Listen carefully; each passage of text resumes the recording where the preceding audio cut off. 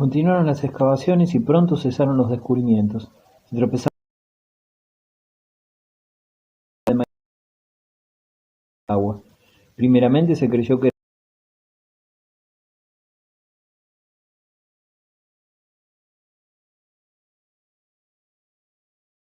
terminó bruscamente. Se volvieron a encontrar restos de losa y de objetos de uso común, pero estos hallazgos tenían unas características distintas a los realizados anteriormente sobre la capa de arcilla. Esta capa arcillosa tenía unos 3 metros de espesor, lo que significa una gran cantidad de agua, y esto no puede explicarse más que por una inundación catastrófica, más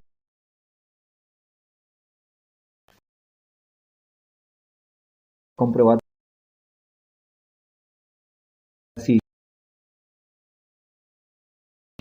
que castigó a 150 el curso inferior del Éufrates, más para los habitantes del país en donde se originaron estos relatos del diluvio, dicho territorio significaba el mundo entero.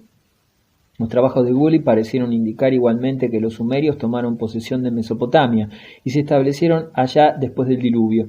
Se ha encontrado debajo de la capa de arcilla cerámica bellamente pintada, hecha totalmente a mano. Los instrumentos de piedra son también numerosos. Sobre la capa de arcilla y de losa, esta de un tipo completamente distinto, hecha sin duda con todos los objetos de cobre. La estructura de un proceso evolutivo, por otra parte regular, es un nuevo pueblo, de la inmigración y del establecimiento de un nuevo pueblo. Gully sitúa el diluvio hacia el año 3000 a.C. Evolución de la mitología. La mayoría de los dioses, pues, no se hallaba dispuesta a auxiliar a la humanidad. Si otorgaron al buen Marduk la preeminencia sobre las criaturas de éste, los iban a servir, de manera que los dioses no estaban para promover al hombre, sino éste para satisfacer las necesidades de aquellos. Por último, como lo retrata el relato del diluvio, eran cualquier cosa menos omnipotentes.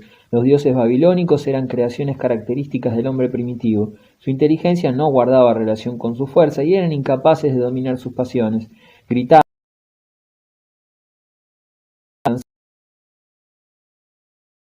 antes de combatir a un enemigo peligroso, se entregaban imprecaciones inconcebibles para justificar su ánimo y hacer impotente al adversario.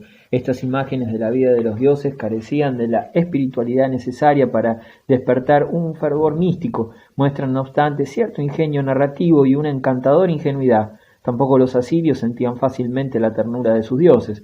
La divinidad principal del panteón oficial asirio era Asur, que al principio no era más que el dios tutelar de la ciudad homónima, y naturalmente, detalle que corresponde a la perfección con el carácter del pueblo asirio, el dios de la caza y de la guerra, al que conduce a los suyos a la victoria. Felizmente la mitología babilónica experimentó una evolución positiva. Cuanto más se desarrolló Babilonia, tanta más importancia alcanzó Marduk, de igual manera que Amón vio aumentar su poder desde que Tebas se convirtió en la capital de Egipto. Así, Enlil se esfumó cada vez más ante su nuevo rival, Marduk, el dios principal de Babilonia, y se contentó con el modesto título de Viejo Señor. A medida que el Estado babilónico se desarrolló en una sociedad bien organizada, el mundo de los dioses se transformó en una sociedad ideal, de seres fuertes, prudentes y buenos, tan por encima de los hombres débiles y pecadores como están las estrellas de la tierra. Ahí, entre las estrellas y los planetas, es donde se revela a la humanidad. Estos nuevos dioses que han superado las contingencias terrenas como son el beber y el comer. Progresivamente Marduk se adornó de todas las cualidades y llegó a ser todopoderoso, omnisciente e infinitamente bueno y justo. Los babilonios dieron así los primeros pasos en el camino del monoteísmo. Salmos y lamentaciones. ¿Era posible entonces que Marduk escuchara con benevolencia las deprecaciones humanas? La fe en tal misericordia llegó en la literatura asirio-babilónica a alcanzar su cima con unos salmos descubiertos en la biblioteca de Asurbanipal, que muestran, a veces, sorprendente semejanza con los salmos del Antiguo Testamento. La idea del pecado y del sentimiento de culpabilidad son expresados ahí de manera tan emocionante que se creería oír las voces de los profetas del Antiguo Testamento y las de los autores de los salmos. Hay también lamentaciones referentes a la enfermedad, la debilidad de la vejez y demás miserias que pueden aquejar al hombre. El canto más bello lo constituye un Job babilónico, que trata de penetrar en la miseria humana en un salmo titulado Lamentación sobre los sufrimientos de un hombre justo. Se han encontrado copias de este canto en la biblioteca de Asurbanipal, pero no puede demostrarse que date de una época muy anterior a la de este soberano. Y el tema del poema es el sufrimiento de los justos como exaltación de los dioses. Semejante lamentación podría conducirnos a conclusiones exageradas. Los salmos babilónicos no pueden considerarse como representativos de la vida religiosa de los babilonios, como tampoco el himno a Atón, obra de religiosas de los egipcios, o los diálogos de Platón para las creencias populares griegas. En todos los pueblos existen personas que se destacan muy por encima del nivel medio de sus compatriotas, sin que éstos alcancen las esferas más elevadas. En principio, los salmos son lamentaciones en las que apenas se habla del pecado y de los remordimientos, pues con ellas y mediante el llanto solo se pretende despertar la piedad de los dioses. Es más importante aparentar humildad y lamentarse que mostrar remordimiento. Las invocaciones, cuánto tiempo todavía y aparta de mí tu ira, son incansablemente repetidas para aplacar a los dioses, así como los exorcismos nacen del miedo que inspiran los espíritus del mal, los brujos y los encantadores, las lamentaciones y las plegarias a los dioses tienen su origen en el temor a su cólera. El objetivo de las oraciones, de los salmos, de los himnos y de las ofrendas era predisponer a los dioses para la clemencia. Las lamentaciones y los exorcismos están muy cerca unos de otros. Los salmos terminan siempre con un consejo, indican la manera de recibir ayuda, por ejemplo, repitiendo 3 veces ciertos encantamientos, mirando tras de sí. Igualmente, en la antigua Babilonia la religión y la religiosidad eran a menudo cosas diferentes. Se tendría una idea completamente falsa de la religión del pueblo de Babilonia, juzgándolas por sus cantos, donde los hombres pusieron toda su alma. Los 2 rasgos más característicos de la religión babilónica eran la conjuración de los espíritus y la adivinación. Los himnos y las oraciones nos llevan a la cumbre de la evolución religiosa, pero en realidad existía un abismo de grosera superstición. Espíritus maléficos y conjuros mágicos. El vulgo consideraba más eficaz el recurso a conjuros mágicos para alejar el mal presente o el mal futuro inevitable, y por efectos de pronosticar el futuro, tenían los mesopotámicos muchos medios ciertos pájaros, engendros, entrañas de animales, configuraciones que adquiría el aceite al mezclarse con el agua, los sueños, etc.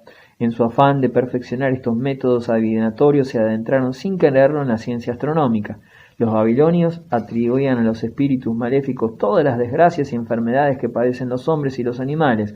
Se imaginaban que la atmósfera estaba poblada por demonios peligrosos y que tales espíritus se hallaban al acecho en las fragosidades de las montañas, en las tumbas, entre las ruinas y en los desiertos. Así, un mal espíritu podía en cada instante levantarse como el viento y matar a los vivos en el desierto. Los espíritus maléficos provenían del reino subterráneo y podían ser demonios o ánimas en pena. Aquellos habitaban en una sombría morada que los israelitas denominaban Seol y los romanos Averno. En esta sombría morada reinaba el dios de los infiernos, que es al mismo tiempo divinidad de la guerra y de la peste, y con él estaban su mujer y todos los demonios que envenenaban la existencia del hombre. El dios de los infiernos tenía 7 hijos, a quienes mantenía prisioneros para que guardasen las puertas de sus dominios. Babilonia entera creía que los muertos salían de sus tumbas en forma de vampiros y que chupaban la sangre de los hombres, secaban su carne y vaciaban sus arterias de sangre. Había un demonio de la montaña que no tenía boca, labios ni orejas, que por la noche erraba como un perro por los caminos y las calles, se introducía en las casas para turbar el reposo del hombre fatigado y chupaba la fuerza vital del pecho de los enfermos.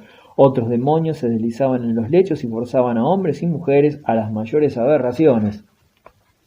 Los actos solemnes, como por ejemplo la firma de tratados de paz, no se concretaban sin sacrificios e imprecaciones.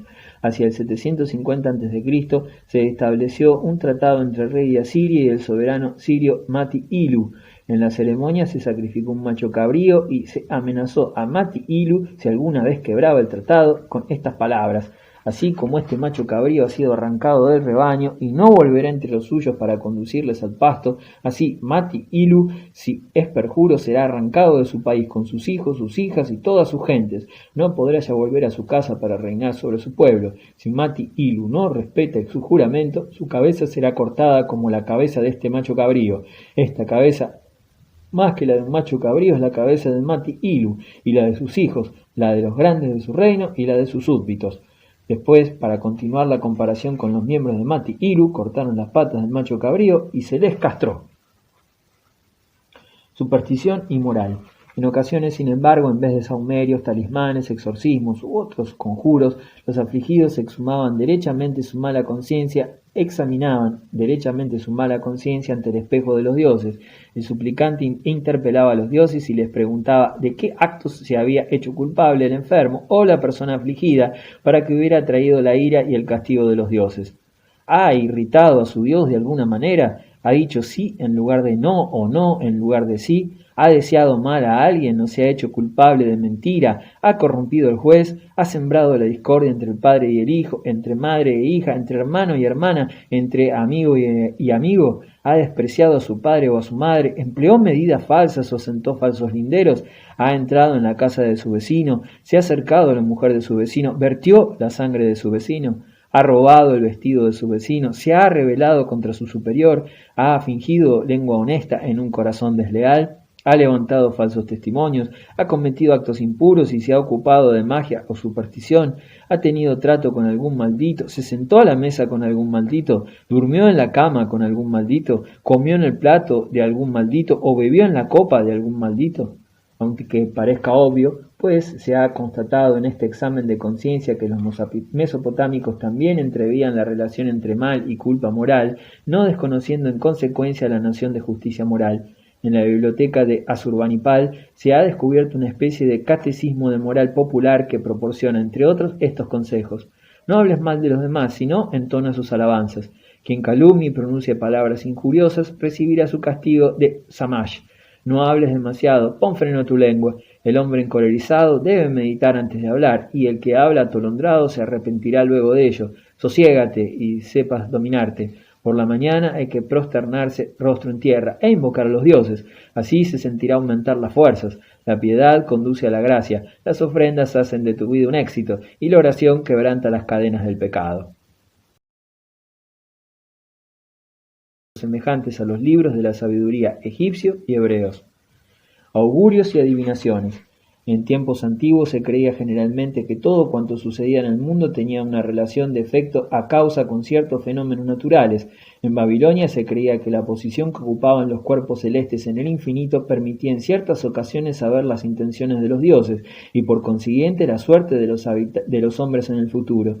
Por esta razón nadie tomaba una decisión importante sin ser antes informado de las posibles consecuencias por un adivino o un astrólogo. Los textos de los augures forman sin duda la parte más importante de la literatura cuneiforme, lo que demuestra la importancia que el arte de la predicción y la interpretación de los augures tenía en Babilonia y Asiria. Este arte se extendió desde Babilonia hasta China. Los textos de ambos países que tratan de la adivinación tienen una similitud tan sorprendente que es difícil creer que hayan sido elaborados independientemente.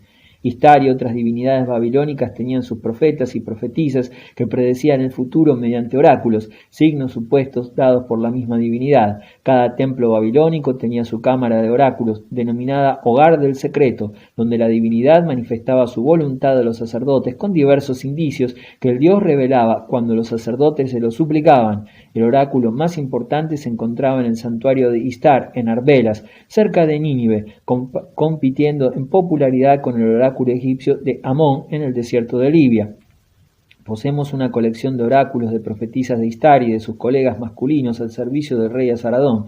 He aquí uno de ellos. No temas nada, oh Asaradón. El espíritu que te habla inspira mi lengua y no te oculta nada. Tus enemigos te besarán los pies como los ríos de Sibán. Soy la gran reina Istar de Arbelas, que pondrá a tus enemigos a tus pies. ¿He dicho alguna vez algo que haya sido falso? Soy Istar de Arbelas, te acompaño en tus expediciones, marcho a tu lado para darte mi ayuda. No temas nada, yo estoy entre tus tropas.